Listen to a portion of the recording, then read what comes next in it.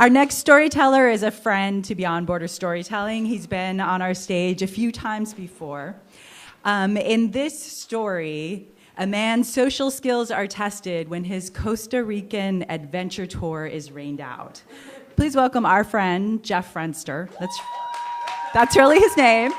In his story, El Jefe Magneto.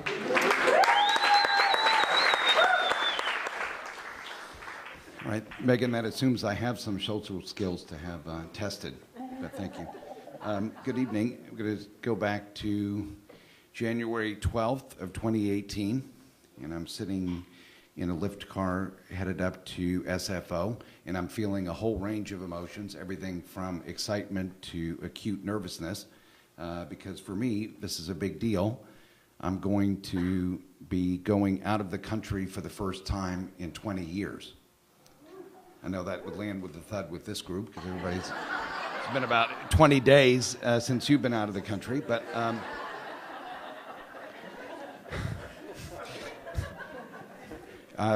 the reason for that was because, ironically, I had traveled earlier in my life, but with a combination of friends and family scattered across the country, I had just found one reason after another to get involved in all kinds of crazy travel adventures here in the U.S. So this ride to the airport was a culmination of a nearly 1-year journey, where initially I was coaxed by a very close friend of mine to go, precisely because I was so unwilling to go. So that's true friendship for you.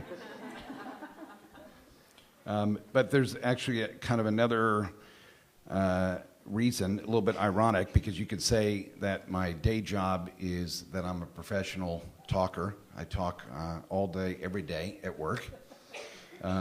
But honestly, on the flip side, when I'm in the company of strangers, I tend to be much more reticent. So this is the perfect gig, right? You think about, like, what better than talking to nearly 100 people who I don't know. So there's the genesis of kind of this discomfort with people who I don't know comes from childhood experiences, maybe not dissimilar to what some of you have gone through, where I, at least from my perspective, experienced an excessive level of bullying. Again, not unusual to me, but the effect that had was basically to build up self-reliance within myself and to, at times, develop the attitude that no one else was to be trusted, and then I had to just rely on myself. So this was a big deal to voluntarily travel to Costa Rica and knowingly ahead of time join a group of people for 7 days. So that's why I felt proud about that. So get to SFO, go through customs, jump on the flight, and it really hits me like, wow, this is going to happen. So one of the little nerdy things is I always like to watch films and shows that are topical. So during the 8-hour flight down to Costa Rica, I binge watched on Narcos.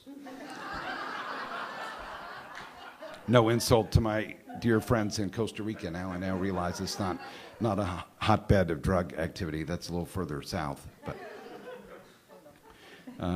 so we get there early morning. You probably know that feeling of an overnight flight. I really don't sleep well on flights, but I was totally wired up for what happened to Pablo Escobar in the end. Did he get it? Stumble out of the plane.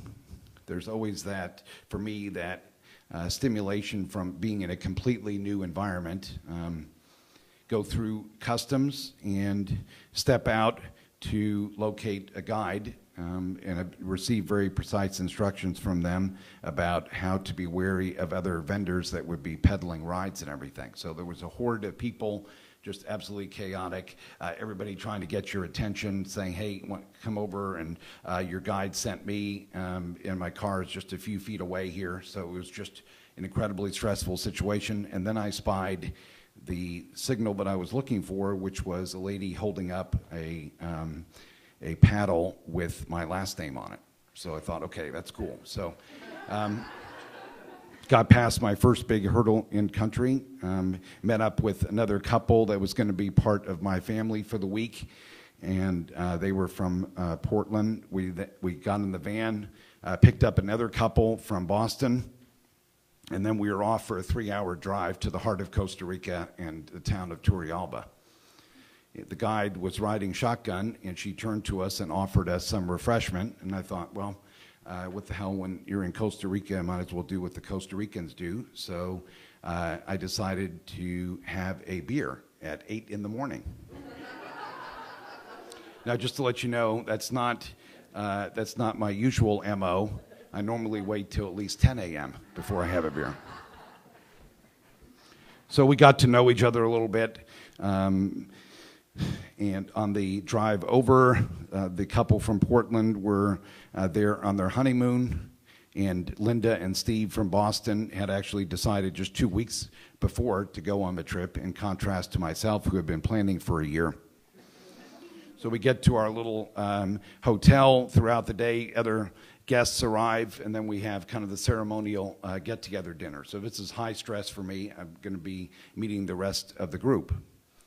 And initially, it went really well. I was feeling really great. And then as I started to get to meet the people who were all super nice to me and very friendly and asking a lot of great questions, then I kind of developed this pit in my stomach, because I realized, okay, there's 17 people on this trip, 6 married couples, 2 other pairs that are traveling by themselves, and you guessed it, there's me. I'm that guy. The guy who is not only emotionally traveling by himself, but literally by myself. So that night, self-imposed, it was really, it was pretty stressful. It started pouring rain. Saw more rain in the first evening than we see in California in maybe 1 or 2 seasons these days. And then at 8:30, things got really crazy. The rain caused the power to go out in our hotel and instantly went to pitch black. I'm talking about like one of those caves that you find in Colorado or New Mexico or whatever, where you can't even see your hand in front of your face. Pitch black. So we all made our way to our rooms. I had one of my little flashlights that I brought. It turns out I brought more electronics than a Best Buy. That was one area that I was really prepped for on this trip. And I did a quick look around to make sure that there weren't any life-threatening insects on the walls or in the bed. And I know everybody's laughing, but truthfully, everyone on the trip adopted this as their go-to thing moving forward. So 2 days later, we end up going to this beautiful eco lodge, the Pequari River Lodge. We were supposed to go river rafting, but to get there, but the heavy rains precluded that.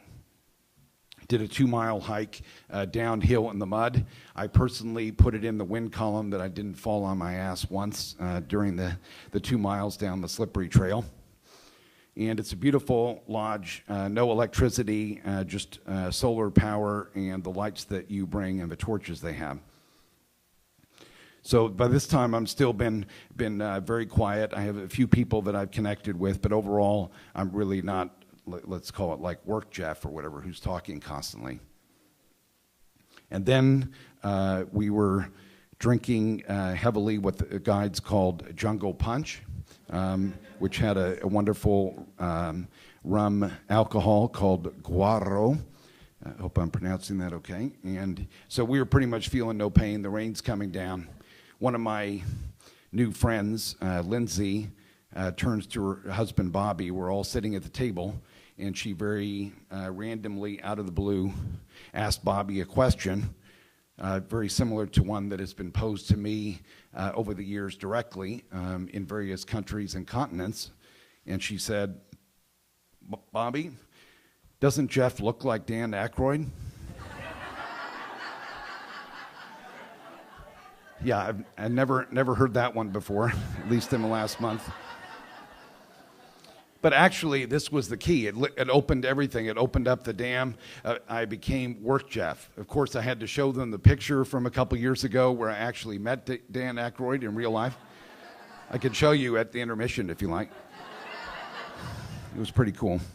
But that really established this connection throughout the whole rest of the time, and really opened the door to feeling accepted by these folks.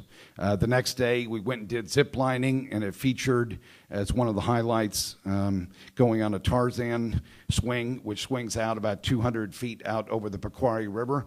My GoPro captured everything, including the moment of the big drop, where I very eloquently said, "Oh shit." Got back to the lodge, and I realized that I had a big problem because the rain had washed off all of the bug protectant on my legs, and I had upwards of 100 bites on each leg. Okay, but wait, there's more. The guides, who had already given me a nickname based upon my first name, a little play on it in Spanish, had called me El Jefe, and now they dubbed me the Mosquito Magnet. And that is how I became El Jefe Magneto, a name that has stuck to this day. So a shout out to my friends in Costa Rica who I think are watching. Wow, okay, that's 1 minute, right? I have 1 minute? Okay, great. Okay, all right, how about, can I do a rollover minute then? All right, very quickly in wrapping up, I'm joking about the trip now, but at the time, other than the personal connections, it totally sucked because I set out to spend a week doing adventure travel, and basically 80% of it got rained out. Ironically, it was kept out of the water by too much rain falling from the sky.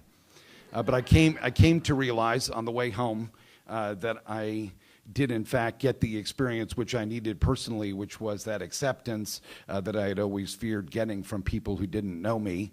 And so, to quote the Rolling Stones, you can't always get what you need, but if you try sometime, you might find you get what you need. Thanks a lot.